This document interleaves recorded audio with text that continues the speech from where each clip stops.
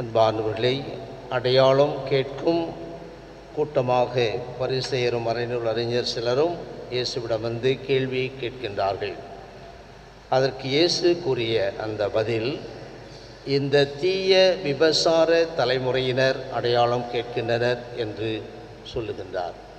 இந்த தீய விபச்சார தலைமுறையினர் என்று சொல்வதன் வழியாக அவர்களுடைய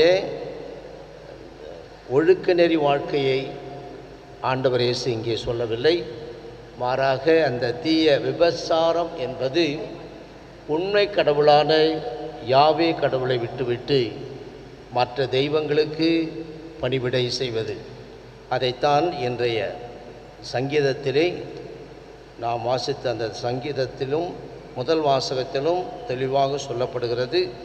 நீங்கள் ஆட்டுக்கிடாய்கள், ஆயிரக்கணக்கான ஆட்டுக்கிடாய்கள், ஒரு வயது கன்றுக்குட்டி முதலியவற்றையெல்லாம் எடுத்து வருகின்றீர்கள். ஆனால் எனக்கு தேவையானது உங்களுடைய நல்மனம் இதுதான் தேவை. நல்மனதோடு நீங்கள் எனக்கு பணிவிடை செய்கின்றவர்களாக இருக்க வேண்டும் என்று சொல்லிவிட்டு, அந்த உண்மை கடவுளாகிய என்னை மறுதலித்து என்னை விட்டுவிட்டு நீங்கள் வேறு பொய் தெய்வங்களை வணங்குவதைத்தான் அவர் சொல்லுகின்றார், இந்த தீய விபச்சார தலைமுறையினர் என்று. ஆண்டவர் இயேசு கிறிஸ்து பிறப்பே ஒரு விந்தையானது.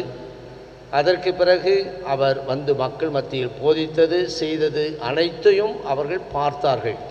இந்த மறைநூல் அறிஞர்களும் பரிசேயர்களும் அதையெல்லாம் பார்த்தார்கள். அவ்வளவு அடையாளங்கள் இருந்தது. பெரிய மக்கள் கூட்டம் வருவார்கள். அவர்கள் எல்லாம் ஆண்டவர் செய்த ஒவ்வொரு அருண் செயலையும் பார்த்து வியப்படைவார்கள். வியந்து அவர் பின்னால் சென்று கொண்டே இருப்பார்கள், நம்பிக்கை கொள்வார்கள். ஆனால் இந்த மறைநூல் அறிஞர்களும் பரிசேயரும் தான் விதண்டாவாதம் செய்து கொண்டு வேண்டாத கேள்விகளை எழுப்பிக்கொண்டு தங்கள் வாழ்க்கையை மாற்றி அமைத்து கொள்ளாமல் இருப்பார்கள். எனவே அந்த வகையில்தான் நீங்கள் கேட்கின்றீர்களா, நீங்கள் எப்படிப்பட்டவர்கள், இவ்வளவெல்லாம் கண்டும் நீங்கள் இன்னும் அடையாளம் கேட்கின்றீர்கள் என்று அப்பொழுதும் அவர்களுக்கு அடையாளம் கொடுக்காமல் இல்லை. யோனா இவ்வாறு திமிங்கலத்தின் வயிற்றிலே பெரிய மீனின் வயிற்றில் 3 நாள் 3 பகலும் 3 இரவும் இருந்தாரோ அதே போன்று மானிட மகனும் இருப்பார். அதுதான் உயர்ந்த சிறந்த அடையாளம், ஆண்டவர் இயேசுனுடைய உயிர்ப்பு. ஆண்டவர் உயிர்த்தெழவில்லை என்றால் நமது விசுவாசம் வீண். அவர் உயிர்த்தெழவில்லை என்றால் நாங்கள் உங்களுக்கு போதிப்பதும் வீண்.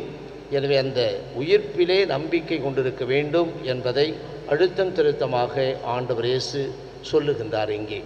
அதை சொல்லிவிட்டு, இவ்வளவு நடந்த பிறகும் நீங்கள் மனமாறாமல் இருப்பதற்கு ஏதாவது சாக்கு போக்கை கண்டுபிடித்து நீங்கள் என்ன செய்கின்றீர்கள், பழைய வாழ்க்கையிலே இருந்து கொண்டிருக்கின்றீர்கள். அப்படி இருக்கின்ற போது, மாற்றத்தை காட்டாமல் பழைய வாழ்க்கையிலே இருந்து கொண்டிருக்கின்ற போது, அந்த தீர்ப்பு நாளில் நினிவே மக்கள் யோனா உரைத்த செய்தியை கேட்டு நாடு முழுவதும் மனம் மாறுகிறது. அரசன் முதல் கடைசியில் வாழ்ந்த மனிதன், அதே நேரத்தில் கால்நடைகள் எல்லாமே மனம் மாறும். எனவே தீர்ப்பு நாளில் அந்த நினிவே மக்கள் உங்களுக்கு எதிராக கண்டனம் செய்வார்கள்.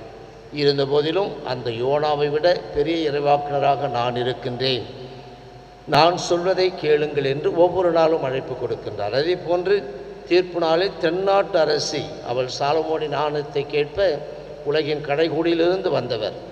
அவர் தேடிய அந்த ஞானத்தை விட சிறந்த ஞானம், கடவுளின் ஒரே ஞானம், கடவுள் ஒரே வார்த்தை, ஆண்டவர் இயேசு கிறிஸ்து நான் இருக்கின்றேன்.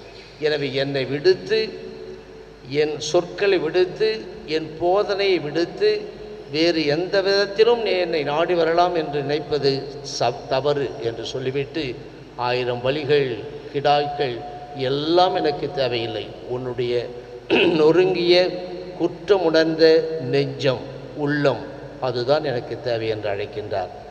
ஆண்டின் பொதுக்காலம் 16வது வாரத்தில் அடியெடுத்து வைக்கின்ற போது, நமது ஆன்மீக பயணத்தில் ஆண்டவர் விரும்புவதை நான் கொடுக்கின்றேனா அல்லது நான் விரும்புவதை அவர் கொடுத்து கொண்டே இருக்க வேண்டும் என்று நான் என்னையே ஏமாற்றி கொண்டிருக்கின்றேனா என்று சிந்திப்போம். ஆமென். இடைவிடா சகாய அன்னைக்கு விண்ணப்பங்கள். எங்கள் திருத்தந்தைக்கும் ஆயர்களுக்கும் குருக்களுக்கும் நாட்டுத் தலைவர்கள் சமூகத் தலைவர்கள் அனைவருக்கும் ஞானத்தையும் விவேகத்தையும் அளித்தருளே. மக்கள் அனைவரும் சமுதாய சமாதானத்திலும் சமய ஒற்றுமையிலும் சகோதரர்களைப் போல வாழ்க்கை நடத்த இந்த நவநாள் பக்தி முயற்சிகளை செய்யும் இளைஞர்களும் இளம் பெண்களும் தங்கள் எதிர்கால வாழ்வை தெரிந்து கொள்வதில் பரிசுத்த ஆவியார் அவர்களுக்கு வழிகாட்ட இந்த நவநாள் பக்தர்கள் உமது திருவுளத்தின்படி தங்கள் உடல்நலத்தில் நீடிக்கவும் நோயாளிகள் தங்கள் உடல்நலத்தை திரும்ப அடைய வேண்டும் என்று மரித்த நவநாள் பக்தர்களுக்கும் மற்ற மரித்த விசுவாசிகளுக்கும் நித்திய இளைப்பாற்றியை தந்தருளை இந்த நவநாளின் முக்கிய கருத்துகளுக்காகவும் இங்கு கூடியிருக்கும் நம் அனைவருடைய தேவைகளுக்காகவும்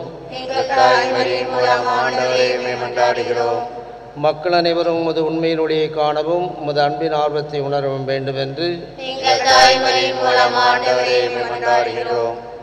நம் இடைவிடா சகாய என்னிடம் நம்மளுடைய தனிப்பட்ட விண்ணப்பங்களை மௌனமாக எடுத்து சொல்லி ஜெபிப்போம். அன்பானவர்களே, இந்தியாவில் வாழ்ந்து கொண்டிருக்கின்றோம் என்பதை மறந்துவிட வேண்டாம்.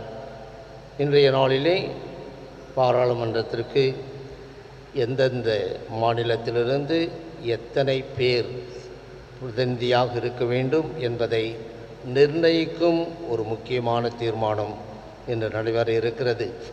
தூய ஆவி ஆளுகின்றவர்களை சுயநலத்தை விடுத்து பொது நலத்தை மையமாக வைத்து வாழ்வதற்கு வேண்டிய அவர்களுக்காக ஜெபிப்போம் என்ற நாள் ஒரு முக்கியமான நாள்.